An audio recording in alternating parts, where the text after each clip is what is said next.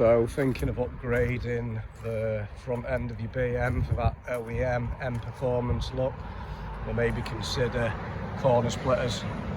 Now I didn't go for the full aero kit, obviously BM hundreds of pounds and everyone just says they rip off as soon as you meet the curb. So I just went for the corner ones, got them off eBay, 50 quid. They come with 3M tape, about a centimetre, completely useless. You're gonna basically lose them as soon as you hit the motorway, gone. So I got inch thick 3M tape, which I laid across the top, and then on the front of the trim there inside. These sit about a centimetre lower than the standard bumper. Don't really curb. Managed to get on the rollers for the MOT and it was fine, which that was a big stress. All I'm going to advise is get inch 3M tape and, like what I've done here, little placky rivet, little plastic rivet.